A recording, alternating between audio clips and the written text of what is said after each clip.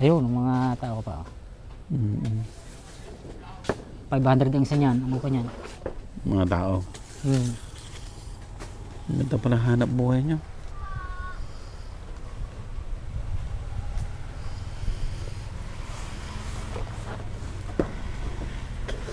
Pag tinanim mo yung saging, pag nag-umpisa ka nagtanim, kailan yung unang-unang harvest ng dahon? Ilang buwan na yung saging? Conforme po sa may-ari. Meron po 5 buwan, 6 na buwan, pwede na. Nag-harvest na. Mabilisan din, ano? Mabilisan din yung kita. Oo, conforme nga po sa may-ari. Pag gusto na po ng may-aring pakuhanan, yun, kinukunan po. Pagka po ayaw, ayaw pa ho. Anong dahilan ng iba? Ba't ayaw pa? Eh, may nagsasabi na, na wag muna daw, bago pa lang daw nakaka-recover. Oo. Pwede nga naman. Pinakang mahirap, El Nino. Yung summer. Ayaw po lumabas ang dahon ng saging kasi humayit ang lupa. Kahit na magdilig. Yung mga nagdidilig. Ay, pagka ganito po, hindi na po dinidiligan. Yung iba ho, yung may mga sariling patubig. Oo. Yung kinukuhanan mo na malaki, nagpapatubig yan. Meron ho yun. Pina-farm niya talaga. Nagbebenta siya ng ng puso. Lahat po yun. Basta wala lang bunga. Hindi ho, may bunga din ho. May bunga din naman. Nagpapabunga rin? Oo, nagpapabunga. Hindi maaaring hindi bubunga yan. Maganda pala talaga ang saging na saba. 3, dahon, puso, tsaka bunga. Gusto mo bang matuto ng agribusiness, crops, livestock and poultry, aquaculture, at ma-inspire sa mga success stories? Agribusiness, how it works! As a YouTube channel, Agribusiness features entrepreneurs, farmers, organizations, OFWs, investors.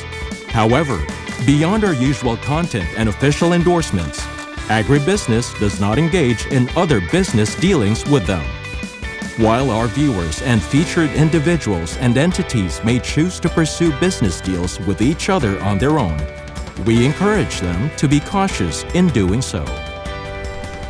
May kanya-kanyang na kayo, suki. Apo, kanya-kanya po. Ilan ba anak mo kay Chris? 3 ho. Ito panganay, tsaka yung anak kong babae niya, yung aking bunso itulog pa. College ba? Hindi ho, grade grade 9. Ba't hindi na nag-aral si Jano? Eh, walang magmamana eh.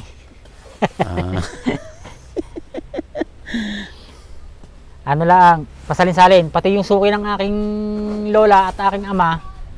Ikaw din na suki? Mga anak-anak din nun, mga nagmana din. Oh. Diba, suki ng aking lola, nagkaroon ng anak. Oo. Isinalin sa anak, tapos sinalin din sa mga apo. Ayun, sinalin din sa mga apo. Para nagpapasunod-sunod lang. Gusto ko sana i-try pero wag na. Baka magkamali kayo. Katakot.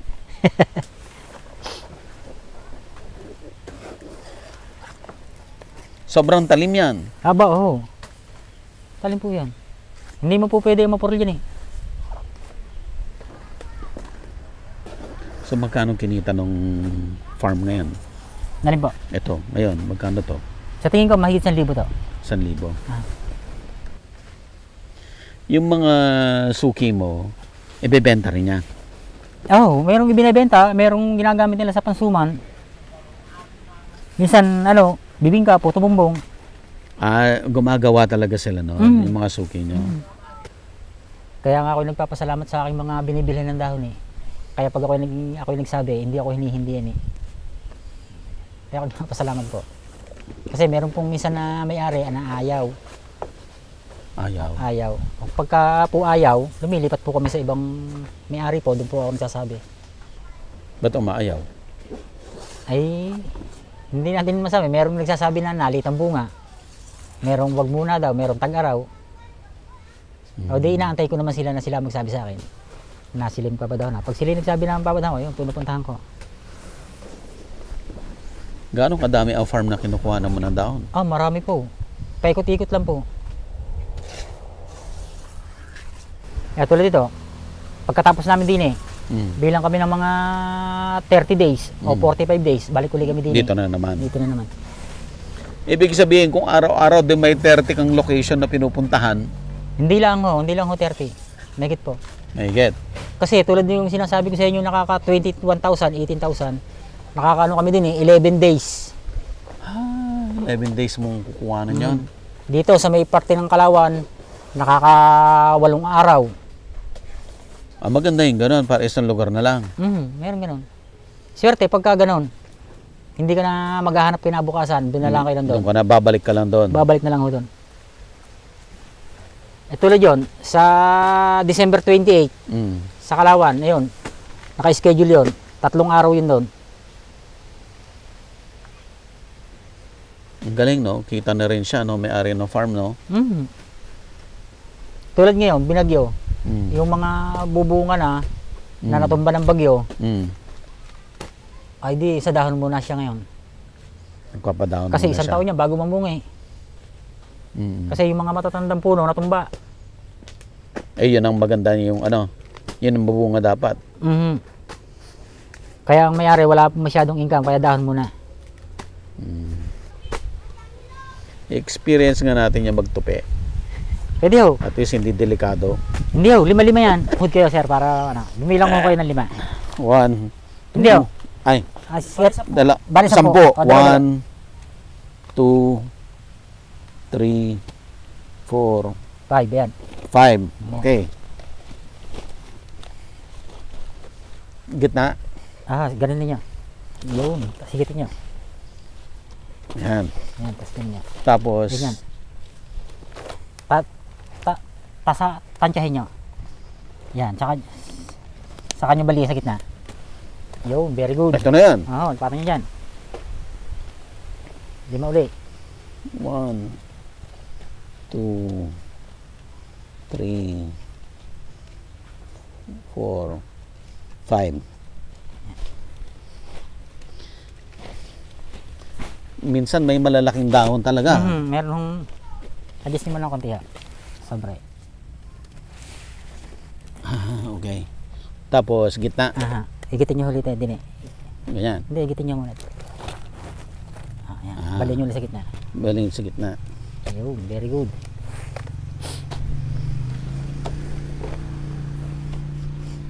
Pag na-reject to, Hindi, okay lang. 2, 3, Kulang ng kaba. 4, Tama. 5. Hindi. Ay, sobra. Ha? Sabi tayo kami lang natin. 1, 2, 3. Sisam to. Okay.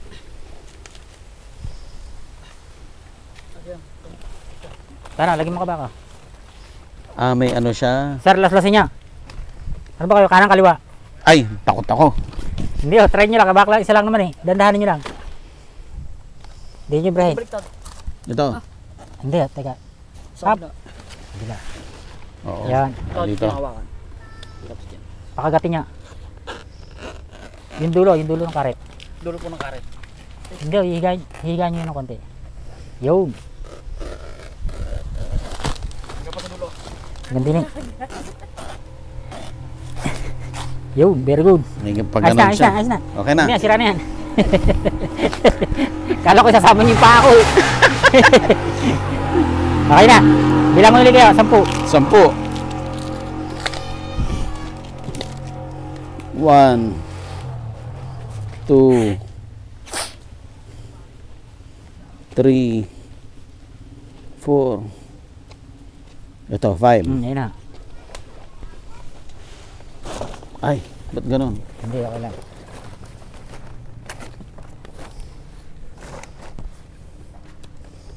Yan, tapos ito. Aha. Yun, nadali.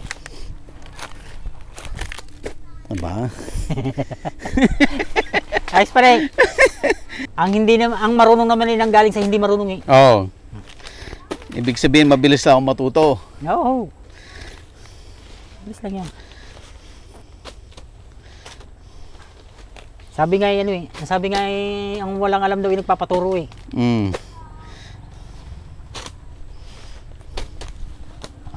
Bilis ni Jano. Gamay na. Pero may big kiss na maliit, ano?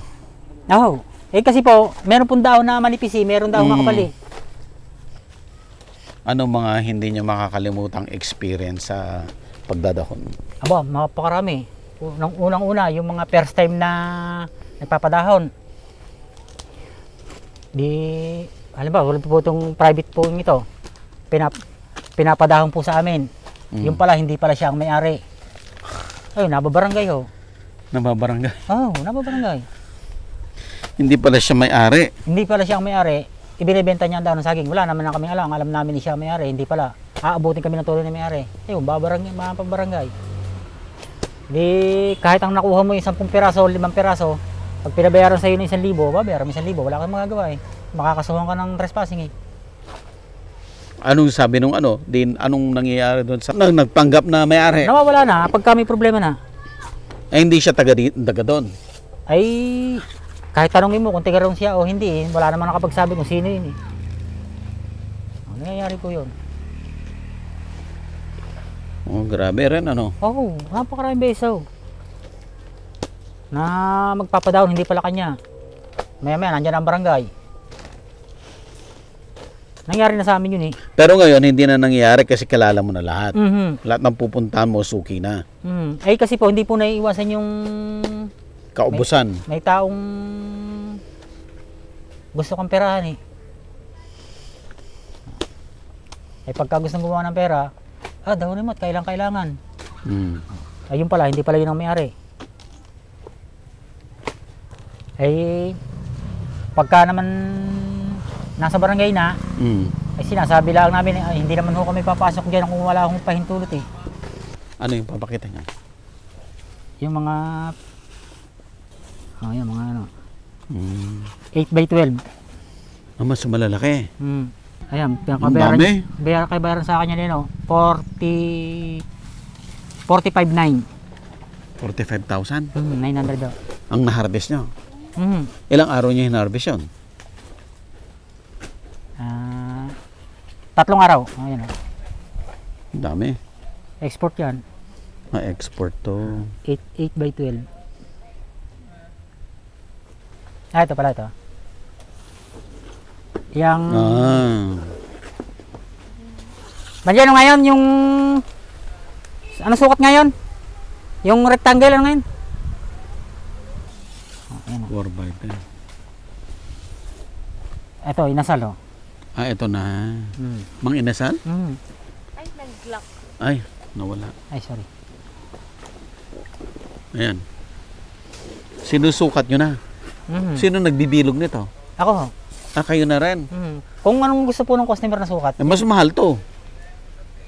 Ano po yan? 3 pesos po. Ang isa. Ito, order sa akin ng... Dami. Yan. Yan ang kasamahan niya ng order sa akin ng 200,000.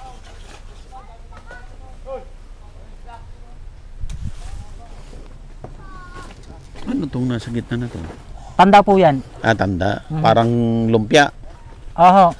Bawat isang tanda po ng 10. Kasi pag Parang hindi niyo po lumpia wrapper. kasi pag hindi niyo po tinandaan, baka po maligo kayo pagbibilang. Ay kung yun na lang po bibilangan niya. Tanda na lang. Ito, order sa akin ng ng bibingka. 5.5 ang sukat. Maliliit. Pambibingka po yan.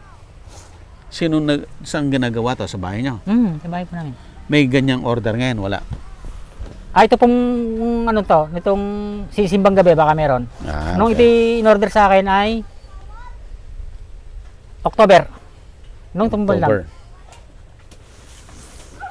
Ito yung, ayan o. 45,900. Ang binayaran nyo? Yung binayaran sa akin yan. Ayan, misis ka, tsaka ako yun. Yung binayaran ng customer ko. ng customer. 49,000. Tiga QC, Quezon City. Wow. Anong ginagawa naman niya sa dahon? Export din po. Export din. 3 po yung nakuha sa akin na yan, ng export. Ayan. Ano yung sinasakay nila sa aeroplano? Oo, oo. Ayun o. Ang dami niyan. Ayun, ang mga tao pa. Mm. 500 ang isa niyan. Ang buka niyan.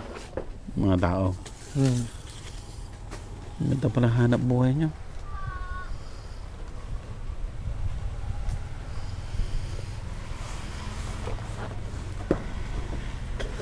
Pag tinanim mo yung saging, pag nag-umpisa ka nagtanim, kailan yung unang-unang harvest ng dahon? Ilang buwan na yung saging? Conforme po sa may-ari. Meron po 5 buwan, 6 na buwan, pwede na. Nag-harvest na. Mabilisan din, ano? Mabilisan din yung kita. Oo, conforme nga po sa may-ari. Pag gusto na po ng may-ari pakuhanan, yun, kinukunan po. Pagka po ayaw, ayaw po. Anong dahilan ng iba? Ba't ayaw pa? Eh, may nagsasabi na, na wag muna daw. Bago pa lang daw nakaka-recover. Oo. Pwede nga naman. Pinakang mahirap, El Nino. Yung summer. Ayaw po lumabas ang dahon ng saging. Kasi humayit ang lupa. Kahit na magdilig. Yung mga nagdidilig, Ay, pagka ganito po, hindi na po dinidiligan. Yung iba ho, yung may mga sariling patubig. oh. Yung kinukuhanan mo na malaki, nagpapatubig yan. Meron ho yun. Pina-farm niya talaga. Nagbebenta siya ng ng puso. Lahat po yun. Basta wala lang bunga. Hindi ho, may bunga din ho. May bunga din naman. Nagpapabunga rin? Oo, nagpapabunga. Hindi maaaring hindi bubunga yan. Maganda pala talaga ang saging na saba. 3. Dahon, puso, tsaka bunga. Saan mo nakukuha yung mga customer mo? Na sa Facebook po. Nakikita ka nila sa Facebook. Nakita po. Isa nakakaranas din na customer na order. Tapos hindi kukunin. Pagdating ng pick-upan, hindi kukunin. Kaya ang ginagawa ko ho, nahingi po ako ng down. Kung hindi man niya kuhanin, may pambayad ako sa mga tao ko. Madalas na yung ganun. Hindi naman po. Bihira lang naman po yun. Saka hindi na makakaulit yun sa'yo. Nakakaulit naman din po. Pagka po humingi ako ng down, nagbigay po yun. Yung mga hindi nagbigay, yung mga hindi mo ka kinukuha pag walang down. Kaya sinasabi ko po, alam ba, kumuha po ng halagang mga 2.5, nahingi ako ng down kahit 500. Kasi nangyari sa akin, hindi kinuha. Hindi kinuha. Saan mo dinala? Ay, nabulok lang yun.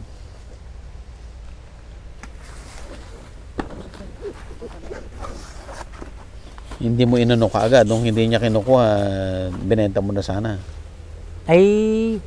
Kasi miya ay nagsasabi na kukunin. Ba't daw hindi niya kinuha kung nagsasabi siyang kukunin? Minsan nawawala na minsan binablock na sa Facebook number, nakablock na rin.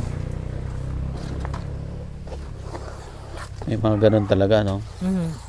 Kalimitan naman siguro yung ganun nangyayari mga ahente lang. Ahente. Hindi naman sa pagkakuan may kumuha sa akin ng dahon ng saging halagang 7,000 Kung hindi ko pa pinabarangay, hindi ako babayaran Taga saan yun? Hindi ko na po sasabihin. Baka Binaranggay mo, di kakilala mo. Oo. Kakilala ko. Hindi ko na sasabihin kung sinong pangalan. Nag-ahente siya o Siguro ahente lang din siguro.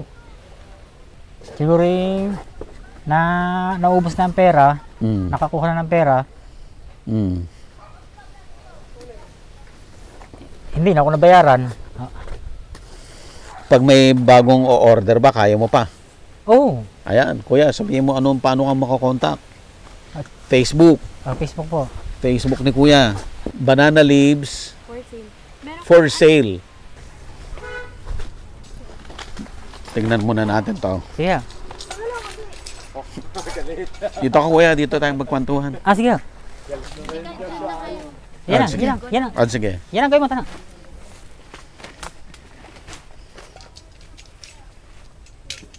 Lima-lima.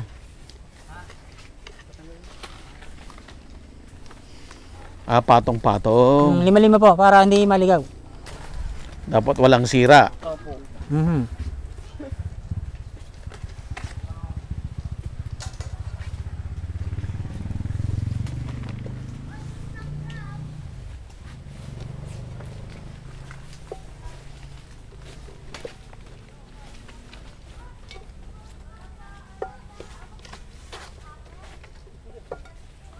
Lima-lima. 2, 3, Patob. Yan. 4. Yan. 5. Ayan.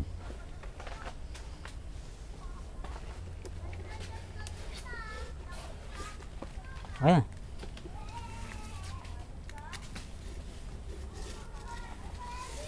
Yan, isang araw, may umorder sa akin yan, 850 piraso. 3 piso isang ganyan. Mhm.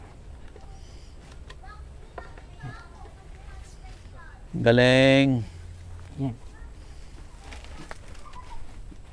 Tsaka yung isa, yung ano, Magkano na to? 3 times 5. 15 pesos po. Oh. 15 pesos na to. Mas malit naman. Hindi ha. Ano po yan? Yung ano pa dyan, ang sukatan? Ibang sukat naman yan. Para sukatan. Ang galing. Mas matrabaho lang to. Yung mga ibang dinadalhan mo nito, sila na nagaganito. Meron po. Meron gusto sila. Tulad yung dinalhan ko kanina, first time yun. Oh. Hindi ko alam na ganyan palang gagawin. Na ganito sinabi mo sana na ganito available. Ay, hindi niya sinabi. Kanina ko lang nalaman eh. Pero sinabi mo na sa kanya na nagaganito ka. Sinabi ko. Ano sabi niya? Ay, baka daw ganyan na rin ang kuhanan niya. Oo, kasi wala nang trabaho sa kanya eh. Wala na ho. Ayan naman, saan naman nila gagamitin to, itong square? Diyan sandali. Ha? Pastil po. Ayan. So, another 15 pesos. Hmm. Kunin natin lahat ha. Hindi, kasama. Ayan. Hmm. So, another 15 pesos to. Hmm. So, mas malaki kita pag na hinulma. Hindi rin ho. Kasi ho, babayad pa ho sa ano eh. Sa maggaganyan ganun din. Babayad din po eh. Magkakaroon ng labor. Magkakaroon po. Pero, magkakaroon ka ng bagong customer. Hmm. Kung ganito hinahanap niya. Hmm. Conforme po sa customer kung anong gusto niya. Hanggang ano oras to? Kung ano oras po matapos, minsan ay alauna, minsan alas 2, minsan alas 3. Pagka po maraming kukunin, naabot ng alas 4, alas 5. Noong isang linggo, umorder sa akin yung tiga Pasig. Lalipat ako sa kabila. Doon sa kabila. Kukuha pa? Doon po sa kabila. Kukuha pa sila? Hindi pa ho, kulang pa ho yan. Jer, mamaya na yan. Kapitin nyo muna, baka kabutin ka ng init. Namunga to? May chiyas nga. Natikman nyo na? Kulay pula ang bunga niya eh. Oo, pula pag nahinog. Tapos may parang puti sa loob. Masarap.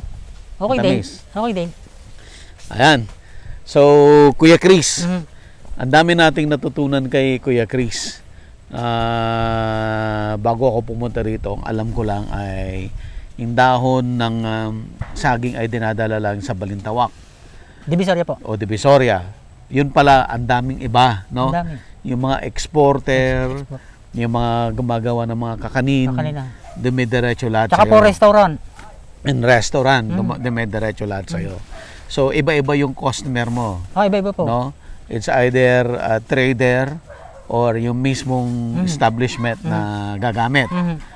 Tapos, natutunan din natin kay Kuya Chris na pwede mo ring i-farm na banana plantation Pwede po. ng saba na 4 leaves at puso. Yan. But pwedeng primarily para sa dahon. Ayusin mo rin Iayusin mo talaga, ipa-farm mo, ipa-fertilize mo, bibigay mo yung pangangailangan niya para bigyan ka ng maraming dahon. At yung mga farm na sinasabi mo na kinukuhanan mo ay minsan, pag nag-harvest ka, umaabot 40,000. 18 to 21,000. Oh, biriin mo.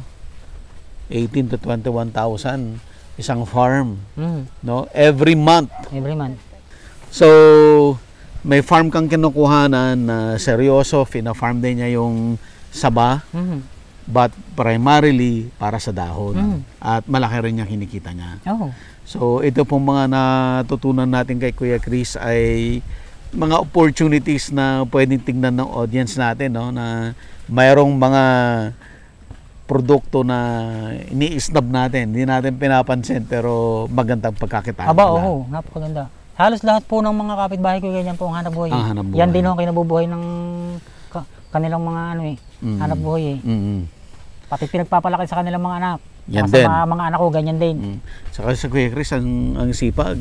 Dari mo, from madaling araw, pumunta siya ng Tanawan, nag-deliver. Pagdating, diretso, gayak ulit ng dahon. Pipick upin naman mamayang Mga alas 6 ng gabi. Aha, alas 6 ng gabi. Oo. Sa iba na naman para bukas. Iba na naman po. Imagine mo yan. Ang laki ng kinikita mo, Kuya Chris. Ay wala, marami hong pinapakain. Marami hong pinapakain. Anong masasabi mo doon sa mga nanonood sa atin?